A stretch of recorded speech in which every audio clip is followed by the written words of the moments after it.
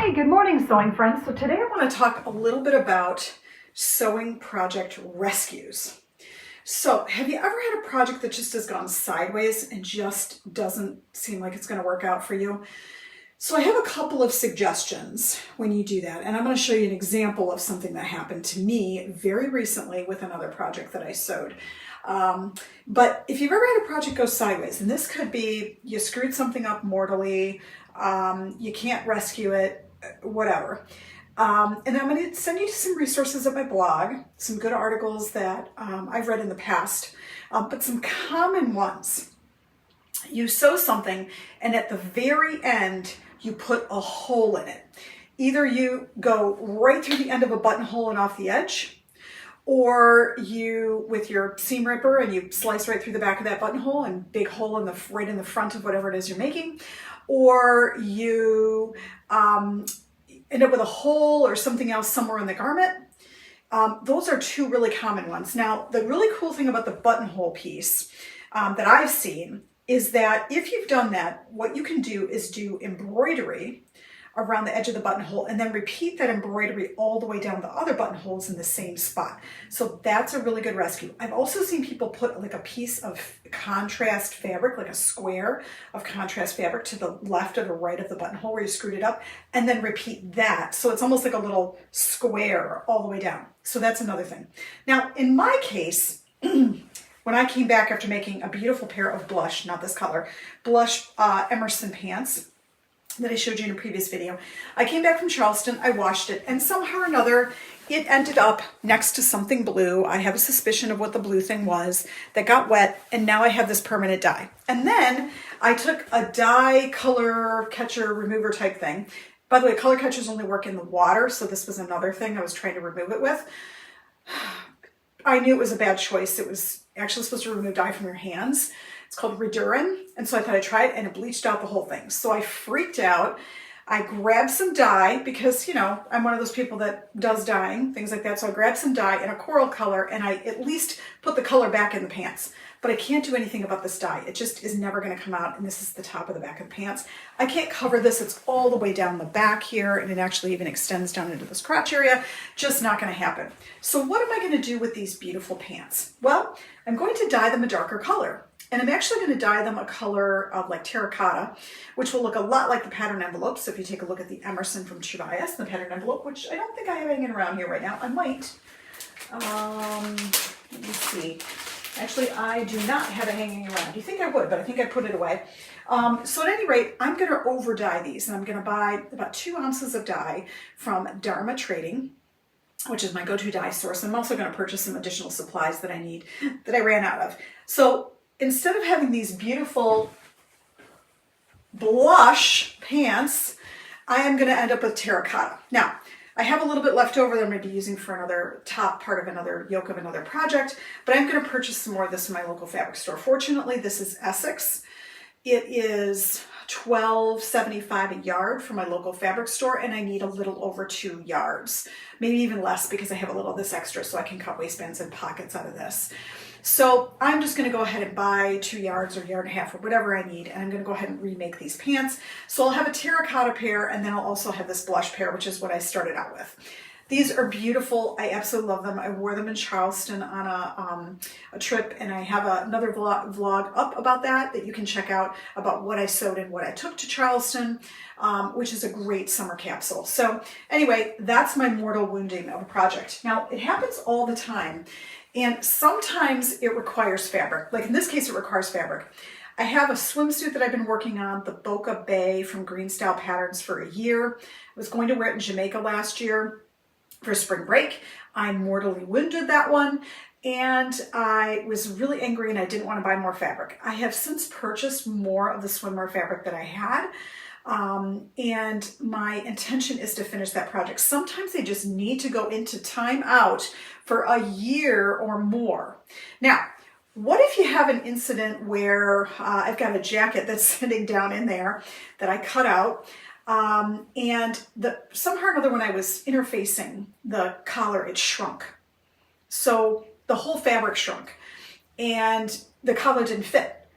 So in that case, I didn't have extra fabric. I managed to kind of just sort of squeeze it in there a little bit and get it, and I think it'll turn out okay. But sometimes you don't have the luxury of that. So you're going to have to be creative. Now in that case, what I could do is do a collar in a contrast fabric. Now, if you're gonna do a collar in a contrast fabric, it was like an upper collar, you also wanna think about an element that you can put somewhere else. So in this case, it was a cropped jacket, about high hips, somewhat boxy, pockets with flaps in the front with, little flaps on the top. Collar doesn't fit. What do? Cut the upper collar in a contrast fabric.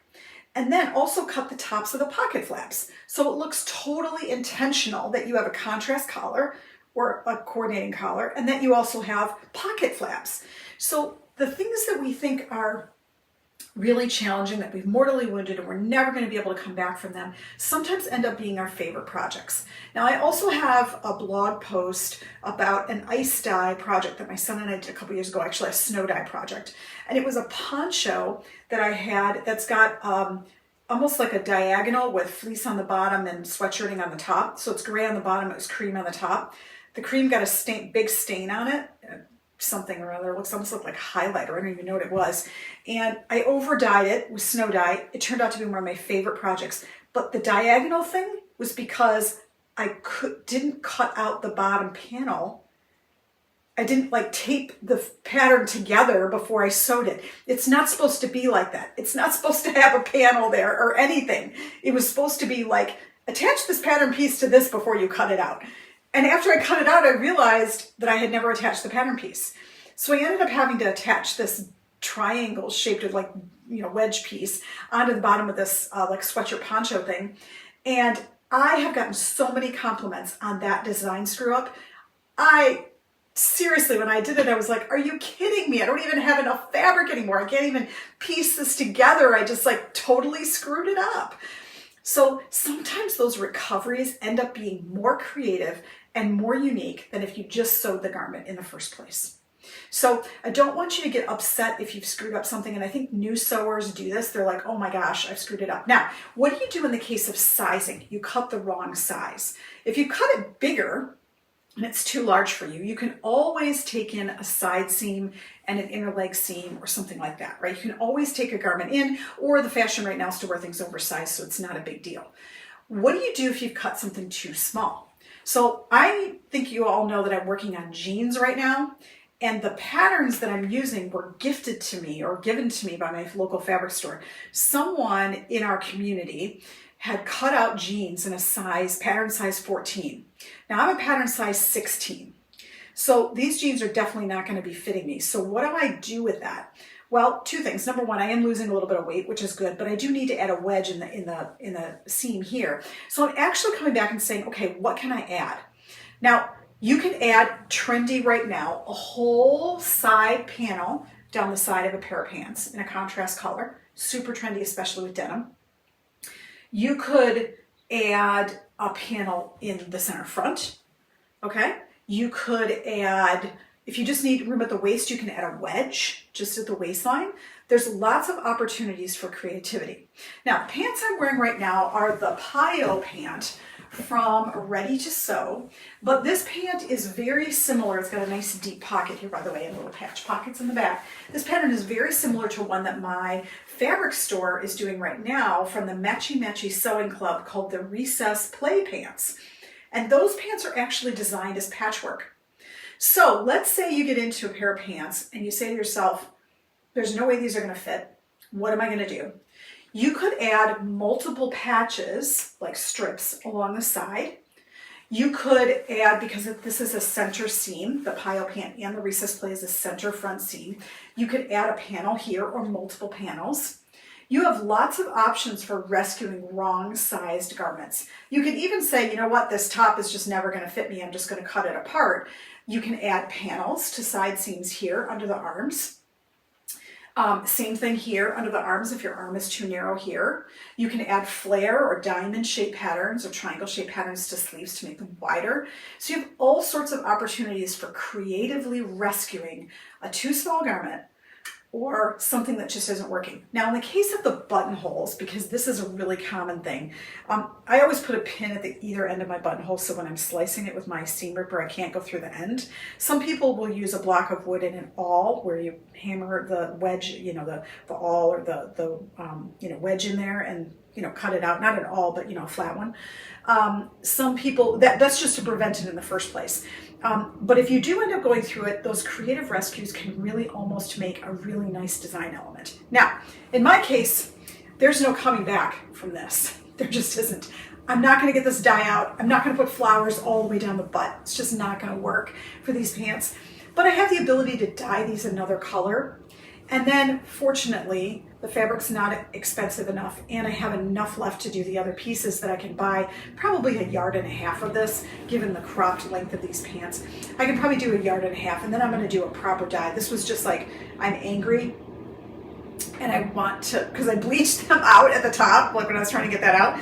I'm angry and I want to just put color back in. So there's some things here, like some hiccups with the dye. There's some dye. The dye didn't get mixed well. I mean, I was literally like throwing stuff in a bucket and like just, mushing it around and sticking these in there. So I was not being careful at all. But I will be careful on the one where I dye these a dark terracotta, somewhere between a terracotta and a brown. On these, they'll still be really wonderful pants.